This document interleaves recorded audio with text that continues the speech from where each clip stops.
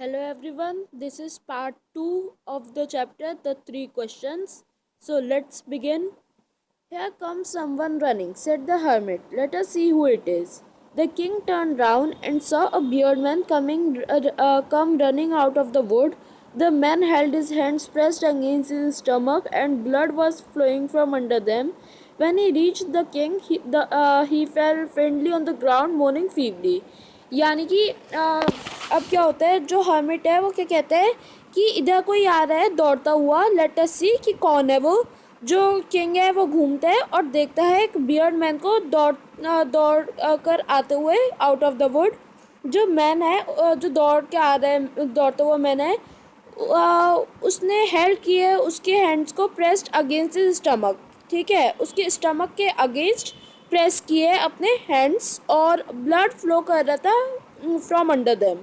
ठीक है, when he reach, और जब वो रीच करता है किंग को तो वो जो मैन है वो बेहोश हो जाता है ऑन द ग्राउंड जोर से चिल्लाते हुए। ठीक है, the king and the hermit unfastened the man's clothing. There was a large wound in his stomach. The king washed it as best as he could and bandaged it with his handkerchief and with a towel the hermit had. But the blood would not stop flowing. The king again and again removed the bandage and soaked with warm blood and washed and rebandaged the wound. When at last the blood ceased flowing, the man revived and asked for something to drink. The king brought fresh water and gave it to him. यानी कि पूरे para में क्या कहा गया है कि जो किंग है और जो हर्मिट है ये उतारते हैं मैन के कपड़ों को और क्या देखते हैं कि वहाँ पर एक बहुत बड़ा सा घाव लग है उसके स्टमक में। ठीक है, और जो किंग है ये वॉश करता है उसे एज बेस्ट ही कुड, जितने अच्छे से वो कर सकते हैं उतने अच्छे से वॉश करते हैं और बैंडेज करता है उसे एक मतलब उस घाव को उसके हैंडकरचीफ के साथ में और एक टावल के साथ में जो हर्मिट के पास था। ठीक है, लेकिन जो ब्लड था ये स्टॉप नहीं हो रहा था फ्लो करना। जो किंग था ये अगेन एंड अगेन रिमूव कर रहा था उस बैंडेज को जो सोक हो जा रहा था विथ वार्म ब्लड और वॉश कर रहा था उसे और री बैंडेज कर दे रहा था उस घाव को। और जब लास्ट में जो ब्लड था ये रुक जाता है फ्लो करना तो जो मैन है ये रिवाइव होता है और आस्क करता है फॉर समथिंग टू ड्रिंक। ठीक है, जो किंग है ये लाता है सम फ्रेश वाटर और उसे दे देता है उस मैन को। Meanwhile the sun had set and it had become cool. So the king, with the hermit's help, carried the wounded man into the hut and laid him on the bed. Lying on the bed, the man closed his eyes and was quiet. But the king was so tired with his walk and with the work he had done that he crouched down on the threshold and also fell asleep so soundly that he slept all through the short summer night. यानी कि meanwhile जो सन है वो set हो जाता है और अभी कूल हो गया है अब जो टेम्परेचर था ये कूल हो गया है और जो किंग था वो हर्मिट की हेल्प से कैरी करता है उस इंजर्ड मैन को इनटू द हट में ले जाता है और ले कर देता है उसे ऑन द बेड। और लाइंग ऑन द बेड जो मैन है जो इंजर्ड मैन है वो क्लोज करता है अपनी आइज़ को और एंड वॉज क्वाइट और चुप रहता है। ठीक है, क्वाइट रहता है। बट जो किंग था ये इतना टायर्ड था उसकी वॉक से और उस वर्क से जो उसने किया है कि वो बैठ जाता है ऑन द थ्रेशोल्ड और नींद भी आ जाती है उसे एंड ऑल्सो फेल अस्लीप और इतनी सो साउंडी और इतनी साउंड स्लीप आती है कि वो स्लीप करता है all through the short summer night, पूरी रात वो सोता है। ठीक है, so soundly that he slept all through the short summer night. When he woke in the morning, it was long before he could remember where he was or who was the strange bearded man lying on the bed and gazing intently at him with shining eyes. "Forgive me," said the bearded man in a weak voice when he saw that the king was awake and was looking at him. "I do not know you and he have nothing to forgive you for," said the king.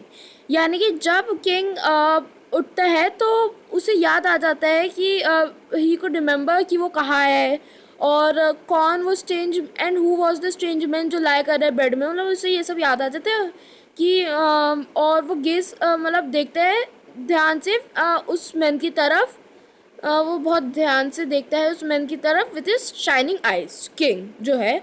और forgive me ऐसा कौन कहता है? Beard man कहता है week voice में, जब वो देखता है कि जो किंग है वो उठ गया है और उसकी तरफ देख रहा है।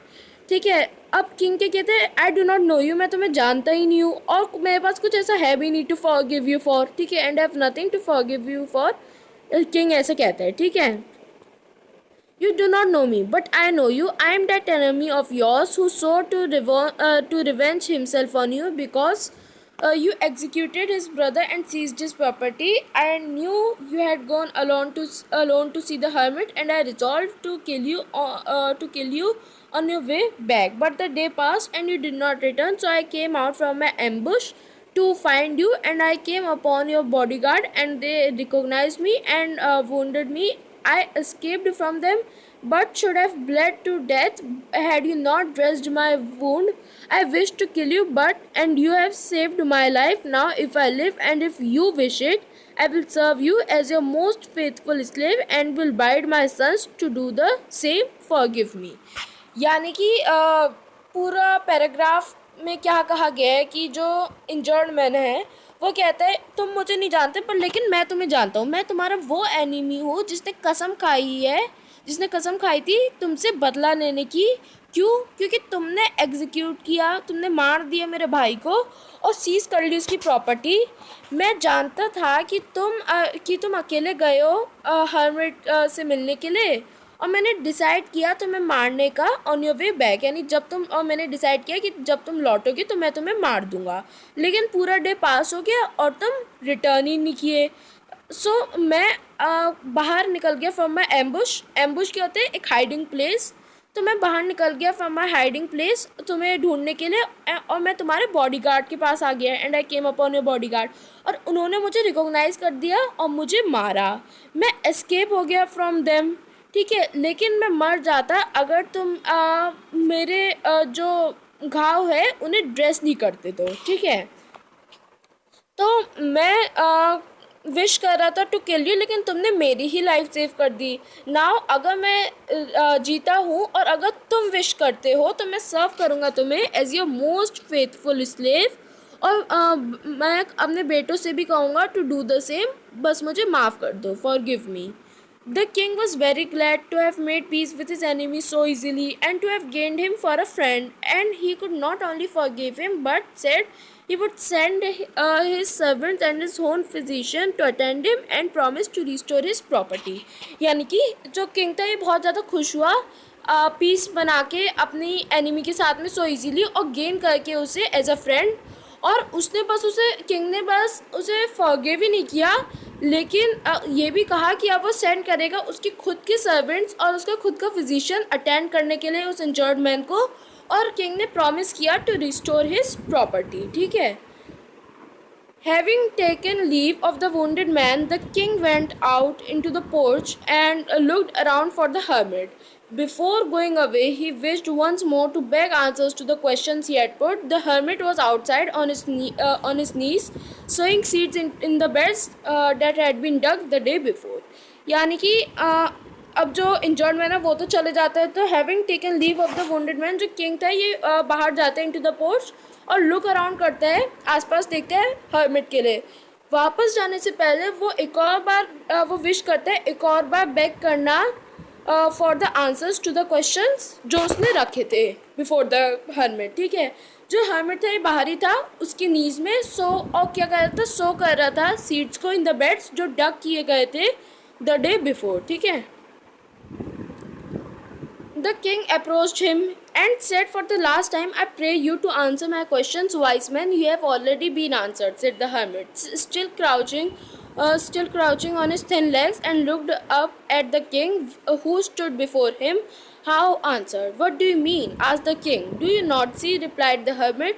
If you had not pitied my weakness yesterday and had not dug those beds for me, but had gone your way, that man would have attacked you, and you would have repented of not having stayed with me. So the most important time was when you were digging the beds. Were digging the beds, and I was the most important man, and to do me good was your most important business. Afterwards, when that man ran to us, the most important time was when you were attending to him. For if you had not bound up his wounds, he would have died without having made peace with you. So he was the most important man, and what you did for him was your most important business. Now it is the most important time, because it is the only time when we have any power. The most necessary man is he with whom you are, for no man knows whether he will have dealings with anyone else, and the most important affair is to do him good, because for that purpose alone was man sent into this life. तो पूरे paragraph में क्या कहा गया है कि जो king है वो अप्रोच करते हैं उस हर्मिट के पास, और क्या कहते हैं कि फॉर द लास्ट टाइम मैं आपसे प्रे करता हूँ to answer my question wise man. तो हर्मिट कहता है कि you have already been answer, तुम्हें आंसर मिल गए हैं, और still crouching on his thin legs और and looking up at the king, जो उसके बिफोर खड़ा था, ठीक है, who stood before him, how answered. अब किंग पूछते कैसा answered, what do you mean, पूछता है कौन, किंग। तो हर्मिट कहते हैं कि क्या तुम देखते नहीं कि अगर कल तुमने दया नहीं करी होती मेरी वीकनेस में yesterday, if you had not pitted my weakness yesterday, और तुमने अगर डग नहीं किए होते वो बेड्स फॉर मी, और लेकिन तुम चले गए होते योर वे, तो जो मैन था वो अटैक करता तुम पे, और तुम्हें अफसोस होता of not having stayed with me, ठीक है। सो जो मोस्ट इम्पॉर्टेंट टाइम था वो कब था, वो था when you were digging the beds, और मैं उस सबसे इम्पॉर्टेंट मैन था, और मेरा अच्छा करना was your most important business, तुम्हारा सबसे इम्पॉर्टेंट बिजनेस था वो, मेरा अच्छा करना। और आफ्टरवर्ड्स, उसके बाद जब वो मैन दौड़ के आया हमारे पास, तो फिर जो मोस्ट इम्पॉर्टेंट टाइम था वो कब था, जब तुम अटेंड कर रहे थे उसको, क्योंकि अगर तुम for if you are not bound up his wounds, अगर तुम उसके घाव को बाउंड अप नहीं करते, ठीक है, तो फिर वो मर जाता without having made peace with you, यानी तुमसे पीस किए बिना ही वो मर जाता।